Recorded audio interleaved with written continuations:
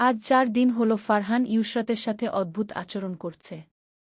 সেদিন রাতে কফিতে ঝাল মিশিয়ে ফারহানের জন্য নিলেও খেতে হয় তাকে। তারপর অসুস্থ হওয়ার পর কি হল ইউসরাত জানে না। পরদিন সকাল থেকে ফারহান চেঞ্জ। এক হয় অকারণেও রাগ দেখায়, বকে, না হয় তাকে পুরোপুরি ইগনোর করছে। এমন বিহেভ করার কারণ উদ্ঘাটনে সে ব্যর্থ। ফুপু বাড়ি যেমন হওয়ার কথা ছিল ফারহানের বাড়ি বর্তমানে তার পুরো উল্টো লাগে।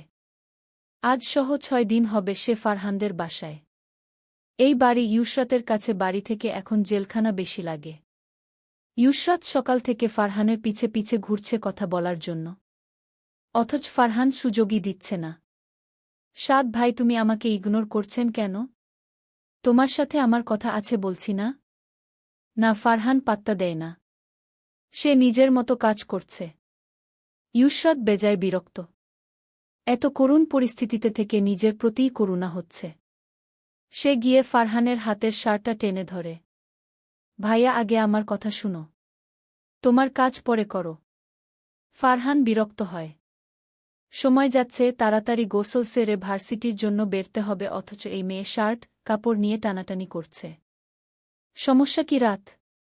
এভাবে মাথা খাচ্ছি কেন? দেখিস না ব্যস্ত আছি। ধমক খেয়ে ইউসরাতের চোখ টলমল করে, কিন্তু সে পানি গড়াতে দেয় না। ইউসরাত নিজেকে সামলে নেয়। ভেতর থেকে বড় করে শ্বাস ছাড়ে। ভাইয়া, আমি ভার্সিটি যাব। তো আমি কি করব? ফারহানের পাল্টা প্রশ্ন ইউসরাতের পছন্দ হয় না। সে জানে কি করবে, অথচ ভাবখানা উল্টো দেখাচ্ছে। ইউসরাত শান্ত স্বরে বলে, তুমি ফারহা সবাই তো যাচ্ছ, তো আমি যেতে সমস্যা কোথায়? আজব, তোকে ধরে রেখেছে কে? তুই যা। ভার্সিটি কেন? যেখানে মন চায় যা, তবুও আমার সামনে থেকে সর। ইউসরাতের মন খারাপ করে বলে, রুনা আন্টি তো যেতে মানা করছে। তুমি না বললে আমার সাথে রাগারাগি করবে। ফারহান উত্তর দেওয়ার প্রয়োজন মনে করে না। তোয়ালে বিয়ে ওয়াশরুমের দিকে আগায়। ভাইয়া, এমন করছো কেন বলবে তো? তুমি আমার সাথে অপ্রয়োজনে এমন ব্যবহার করতে পারো না। ফারহান চটে গিয়ে বলে, ওহ, আমি তোর সাথে এমন ব্যবহার করতে পারি না। কিন্তু তুই পারিস ভুলভাল কাজ দ্বারা আমাকে অপমান করতে, তাই তো? ভাইয়া, আমি কি করেছি? বরং আমি তো বিনা কারণে সাফার করছি। ফারহান তাচ্ছিল্য করে বলে, ভালোই তো মুখে খই ফুটছে। তুই অকারণে সাফার করছিস? আমাকে ভরা মজলিসে অপমান করলি, সেটা কিছু না। এখন আমি তোর সাথে বাজে ব্যবহার করছি? আমার তো তোকে প্রথম থেকে কঠিন শাস্তি দেওয়ার প্রয়োজন ছিল। তা না করে অপরাধ করেছি। তো তুমি আমাকে বিয়ে করতে গেলে কেন?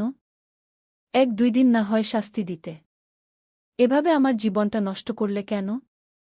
ফারহান ভ্রু কুঁচকে নেয়। আমি তোকে বিয়ে করে তোর জীবন নষ্ট করছি? ইউসরাত একটা ধোক গিলে।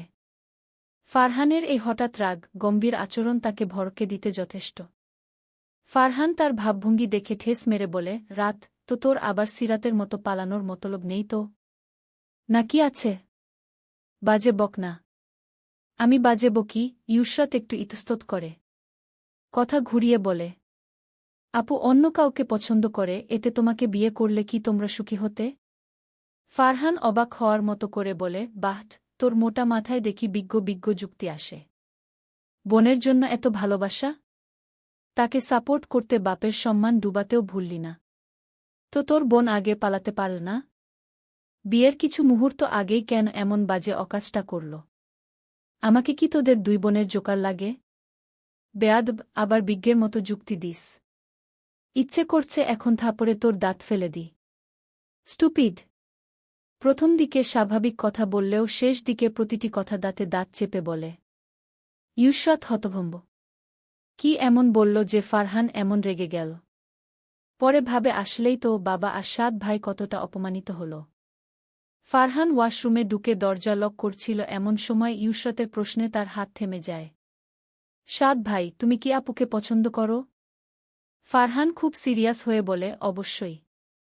তোর কি মনে হয় পছন্দ না করলে বিয়ে করতে যেতাম? ব্যাচ কথা শেষ করে ইউসরাতকে কিছু বলতে না দিয়ে দরজা বন্ধ করে দেয়। ইউসরাত হাঁ করে তাকিয়ে আছে। সে ভাবনায় পড়ে যায়, সাদ ভাই সিরাতকে পছন্দ করত। হ্যাঁ, করতই তো। না করলে কি বিয়ে করতে যেত? আরেক মন বলে, কিন্তু আমি তো উল্টো ভেবেছিলাম। আচ্ছা ভাইয়া, যদি সত্যিই সিরাত আপুকে ভালোবাসত তাহলে আমাকে এত অনায়াসে বিয়ে কিভাবে করল? ইউসরাত নিজ মনের দোলাচলে ভুগতে থাকে। এত চিন্তায় মাথা ফেটে যাওয়ার জোগাড়। খুব আফসোস হচ্ছে। না ফারহানের জন্য না, বরং নিজের জন্য। ইউসরাত খাবার সার্ভ করছে। চোখমুখ থমথমে। ফারহান এসে সে যে পাশে ছিল সেদিকে একটা খালি চেয়ারে বসে পড়ে। ইউসরাত চুপচাপ তার প্লেটে খাবার তুলে দেয়। ফারহা কই? খাবে না? রুনা বেগমেই উত্তর দেয়। ওর ল্যাব আছে আজ, তাই 1 ঘন্টা আগেই বেরিয়ে গেছে। ফারহান শুনল কিন্তু কিছু বলল না। ইউসরাত সবাইকে সার্ভ করে চুপচাপ দাঁড়ায়। বসে পড়। ইউসরাত কথা না শুনে দাঁড়িয়ে থাকে। কি হলো, বসিস না কেন? আকস্মিক ধমকে ইউসরাত কেঁপে উঠলেও কিছু বলে না। রাত 10 মিনিট সময় দেওয়া হল। এর মধ্যে খাবার শেষ করে তৈরি হয়ে নে। এর থেকে 1 মিনিট দেরি হলে আমি তোকে ফেলেই চলে যাব। ইউসরাত প্রথমে না বুঝলেও পরে বুঝতে পারে যে ফারহান ভার্সিটি যাওয়ার কথা বলছে। আপনি অধর কোণে হাসি ফোটে। তার কাছে এই বাসা আপাতত এক বন্দিখাঁচা। ছাড়া পেলেই যেন বাঁচে। চাচি কপাল কুঁচকে বলে, কোথায় যাবে ও ফারহান? ফারহান খেতে খেতে একবার তার দিকে তাকিয়ে বলে, ভার্সিটি যাবে। চাচি যেন এ কথা সহ্য করতে পারলেন না। ফারহান, বাবা তুমি কি বলো এসব? বিয়ে হলো এখনো মাস গেল না, এর মধ্যেই যদি এভাবে বাহিরে দৌড়াদৌড়ি করে তো সংসার সামলাবে কখন? ফারহানের কথাটা ভালো লাগেনি। সালমান সাহেব বলে, আহা রুনা কি শুরু করলে? সংসারের জন্য কি পড়াশোনা ছেড়ে দিবে? সংসার সামলানো এমনিতেই শিখে যাবে। কিন্তু না, রুনা বেগম মানলেন না। দেখ ফারহান, তুমি এই বাড়ির একমাত্র ছেলে। তুমি ছাড়া তোমার দাদার বংশে পরবর্তী আর কোনো ছেলে নাই। সে হিসেবে তোমার বউ বংশের পরবর্তী একমাত্র করতে হবে। এখন ও সংসার না সামলানো শিখবে কখন? এটা তো ছেলে খেলা না যে মন চায় তো চলে যাবে। রুনা বেগম কথা ঠিক ভালো, যাই বলেছেন হয়তো অতটা ভুল বলেনি।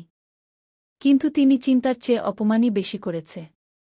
কিছুটা চাপা রাগও ঝাড়লেন। ফারহান খাওয়া থামিয়ে দেয়।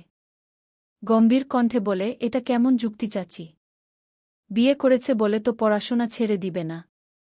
তাছাড়া আমার স্ত্রী আন্ডার গ্রাজুয়েট হবে। ফারহা, রুকাইয়া রাত তো সমবয়সী। ওরা ভার্সিটি গেলে রাতের যেতে সমস্যা কোথায়? রুনা বেগমকে ফারহা ছোট আম্মু সম্বোধন করে আর ফারহান চাচি। রুনা বেগম নিজের সাফাই গাইতে বলে, ফারহান ওরা বাড়ির মেয়ে। ওদের এই সংসার ভবিষ্যতে সামলাতে হবে না। কিন্তু রাত এ বাড়ির বউ। শুধু বিয়ে করে বসে থাকলে তো হয় না। দায়িত্বও নিতে জানতে হয়। তাছাড়া বাপু, আমি তো যেতে নিষেধ করিনি। শুধু বলেছি আরও কয়েকটা দিন যাক। এখন তোমাদের যা মর্জি করো। সম্পূর্ণ দায় সারাভাবে তিনি তার মন্তব্য শেষ করে। ফারহান ধীরে বলে, আজ ইম্পর্ট্যান্ট ক্লাস আছে তাই যাওয়াটা জরুরি। রুনা বেগম প্রতি উত্তর করলেন না। ইউসরাত চুপচাপ সবার বক্তব্য শুনছে। রুকাইয়াও তার সাথে নীরব দর্শক। ফারহানের ইশারায় ইউসরাত শব্দ ছাড়াই খেতে বসে। গোলাম রব্বানী বাসায় নেই। মারিয়াত বেগম এই ফাঁকে বড় মেয়ের ফোনে কয়েকবার কল করার চেষ্টা করলেন। কিন্তু ব্যর্থ। প্রতিবারই সংযোগ দেওয়া সম্ভব না বলছে। মেয়েটা কোথায় আছে, কি করছে না চাইলেও তার চিন্তা হয়। বাড়িটা ইদানিং পুরো খালি লাগে। মনে হয় আশপাশটা জনমানব শূন্য। তিনি দীর্ঘ এক শ্বাস ছাড়ে। ইউসরাতের জন্যও চিন্তা হয়। মেয়েটা সেখানে মানিয়ে নিতে পারছে কি না, বাড়ির মানুষরা কেমন আচরণ করে, এসব ভাবনাই সারাক্ষণ তাড়া করে বেড়াচ্ছে। রাত, তুই কাউকে ভালোবাসিস? অপ্রত্যাশিত প্রশ্নে ইউসরাত চমকে যায়। হঠাৎ এমন প্রশ্ন করছ কেন? ফারহান ড্রাইভিং করা অবস্থায় একবার ফিরে চায়। ইউসরাত ভাবুক হয়ে তার দিকেই তাকিয়েছিল। চোখাচোখি হলে সে দ্রুত চোখ সরিয়ে নেয়। ফারহান কেমন অদ্ভুত কথা বলছে। মাঝে মাঝে চোখের দৃষ্টিও তার হুঁশ উড়িয়ে দেয়। ফারহান সামনে দৃষ্টি রেখে পুনরায় ড্রাইভিংয়ে মন দেয়। ইউসরাত তাকে এমন প্রশ্ন করে আবার পরক্ষণে চুপ মেরে যেতে দেখে ভ্রু কুঁচকে নেয়। ফারহানের আপাতত নিজের কোনো গাড়ি নেয়। এখন যেটা ব্যবহার করছে সেটা রনির। ইউসরাত ধাবির অ্যাকাউন্টিং ডিপার্টমেন্ট, 2য় বর্ষের নিউ এডমিশন। ফারহা ঢাবিতে কেমিস্ট্রি নিয়ে পড়ছে। রুকাইয়া অর্থনীতি। ফারহা তার তাড়া থাকায় আগে চলে গেলেও রুকাইয়া রয়ে যায়। ইউশরাত ভেবেছে রুকাইয়া তাদের সাথে আসবে। কিন্তু সালমান সাহেব ভাইপোকে একা ছাড়ে। ফারহানও কোনো প্রকার না করে না। কিন্তু এখন কেন যেন ফারহানের সাথে একা থাকতে ইউশরাতের অস্বস্তি হচ্ছে। 4 দিন রাগ ঝেড়ে এখন আবার হুট করে অন্যরকম ব্যবহার করছে। রাত, আমাকে তোর কেমন লাগে? ইউশরাত ভাবনা থেকে বের হয়। বাহির থেকে দৃষ্টি সরিয়ে অবাক হয়ে পাশে বসা ব্যক্তির দিকে তাকায়। ফারহান তার দিকে না ফিরেই ফের বলে, কি হলো, বললি না যে? কি বলবো?